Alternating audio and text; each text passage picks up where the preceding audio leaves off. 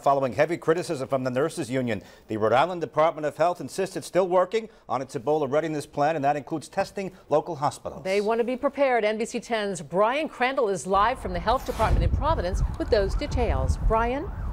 Patrice and Jean, the head of the health department, told me late this afternoon that they plan to begin the process of so-called stress testing local hospitals for their Ebola readiness within the next week. Meanwhile, the experts here at the health department met with members of a local community who've seen the connection, the impact of the Ebola outbreak back home.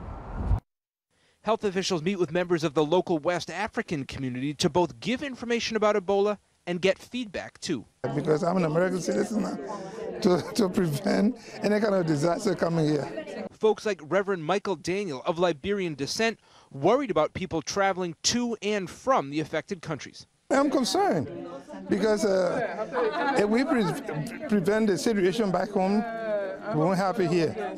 We've got to make sure those who are traveling across Africa, they have to have the U.S. State Department must have something in place to make sure that these people do not travel to Africa, to Liberia, Guinea, and Sierra Leone on a laissez-passer, go back to their country, take their passport, and come here, and nobody knows. The health department says it's now working with new policies from the federal government that gives them a list of every Rhode Islander flying back into the U.S. from those countries. So we are trying to figure out what that means, how much contact we are supposed to have with these people, and basically continuing the federal message, which is if you've recently traveled to one of these countries, either the signs and symptoms of Ebola, please monitor yourself for them.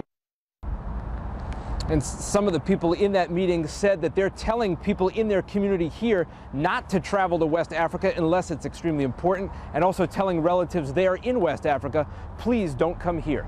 Live in Providence, Brian Crandall, NBC 10 News.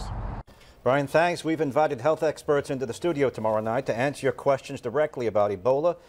You can dial them up between 5 o'clock and 7:30 tomorrow night. And stay